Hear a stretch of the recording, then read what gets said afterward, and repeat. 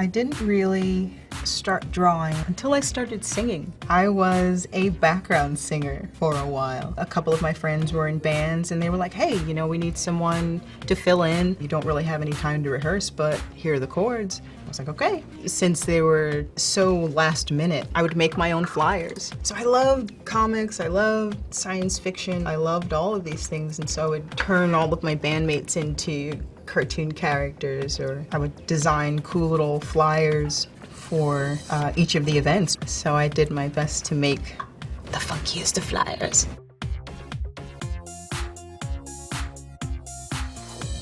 You may have seen my work in Black Panther World of Wakanda, and I've done cover work for X-Men 92, Captain Marvel, Totally Awesome Hulk. My name is Afua Richardson, and today I'm going to draw an original character named Abena from my book, Aquarius, the Book of Mirth. A lot of times when I start drawing, I don't quite know what it is I want to do. I'm a very sketchy artist, which is probably why I primarily work digitally. I'll let myself sketch and come up with all of the blobs and lines and shapes and then clean them up. But it's also play, too. Whatever is in my mind, I'll give it a chance to form and shape and communicate to me whatever it is that wants to manifest. Abena is one of those characters who is a self-made woman. Her name, Abena, is very similar to mine, but it's not just in phonetics, but the origin of her name. My name means a girl born on Friday. Best day! But it's a name from Ghana. It's kind of like a zodiac sign, so to speak. It's just a day of the week. Like Kofi is a boy born on Friday, Abena is Tuesday. And Abena is a woman who decides, yeah, you know, I've come from very difficult circumstances, but like many things, nature isn't fair.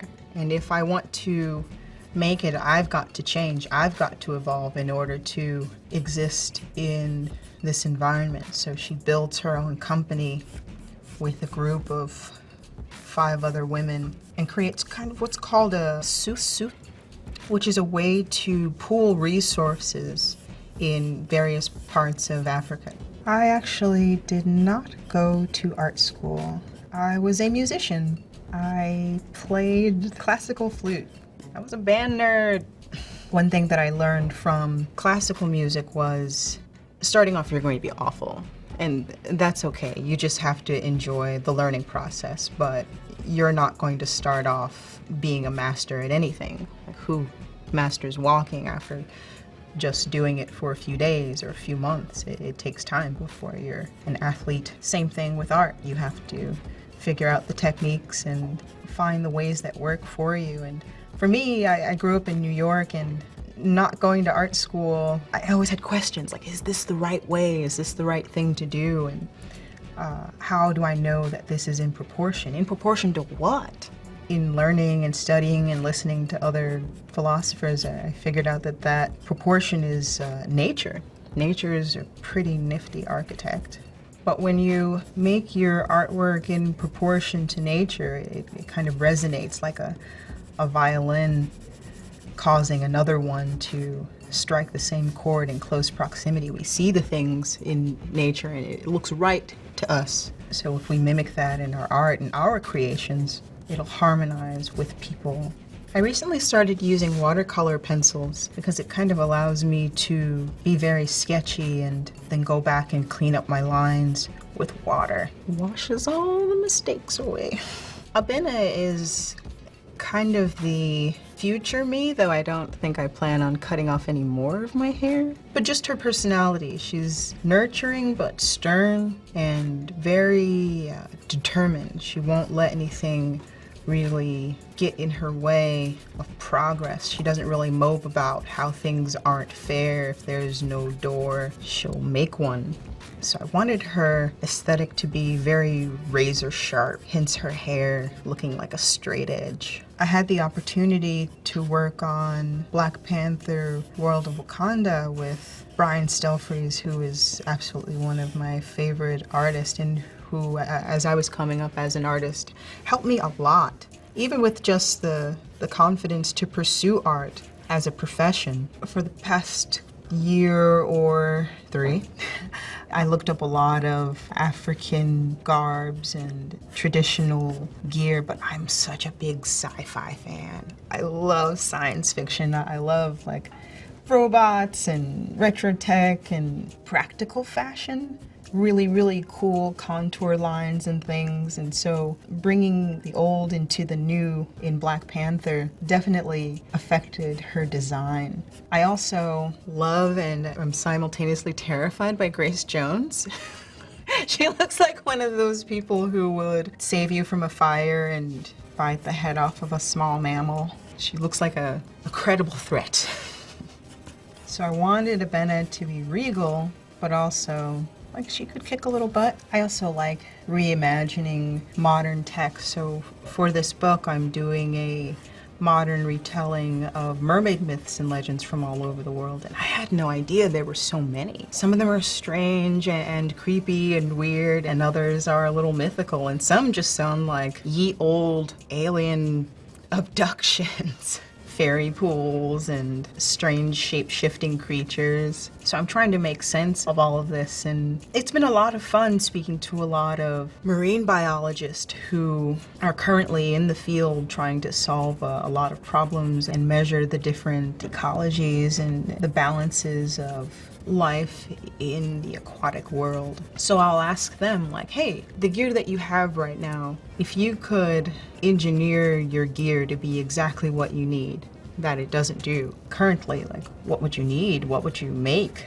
if you weren't limited by today's tech? I'm still waiting for an answer.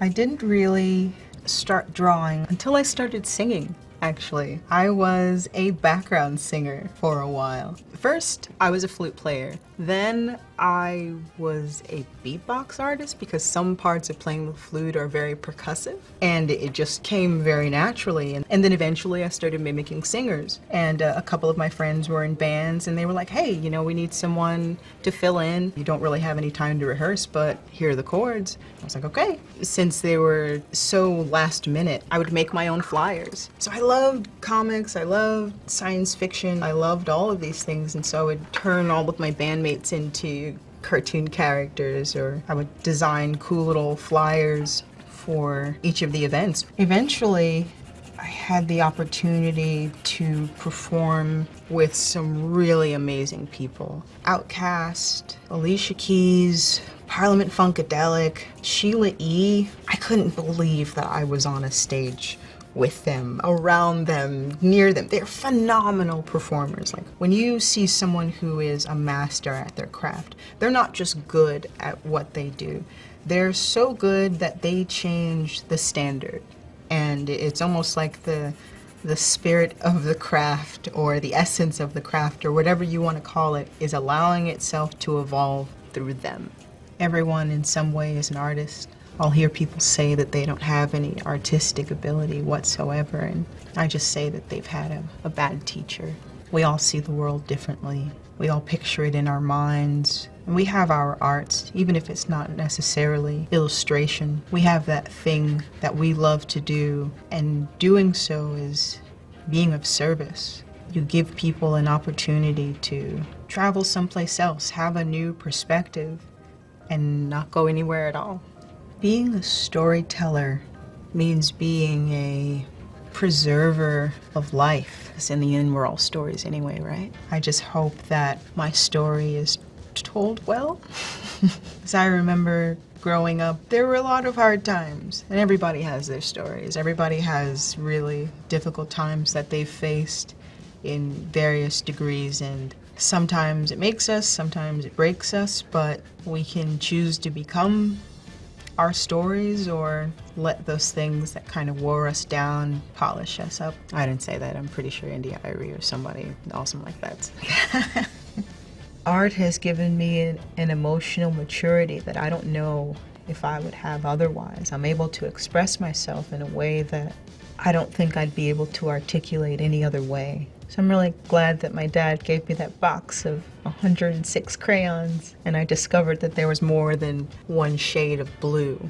Because I started defining things for myself, looking at things in different perspectives, understanding that there's a whole spectrum of color, a whole spectrum of perspective, a whole spectrum of opinions and viewpoints, or even just the way we see things are not necessarily how others see them. But we all want the same things, I guess. To be loved, respected, protected, well-fed. And art for me is food. I need it to feel full. I love watching films or reading books that remind me that I'm not just my story, that I'm not just the things that have happened, that I'm not just a demographic, that I'm a collection of experiences, and that each of those things have granted me perspective to make a choice. I'm almost done. Not quite done just yet, but I'm getting close. I think what I'm excited about most with this book is I get the opportunity to tell my story. I've worked for some really, really phenomenal companies, Marvel, DC, Image, but I can only go so far with someone else's characters. Now I get to create who I want, however I want. Give them personality, give them a wardrobe, give them likes and dislikes. It's almost like bringing someone to life and sharing that life with as many people who care to listen. My name is Afua Richardson, and this is Abena from Aquarius, the Book of Mer.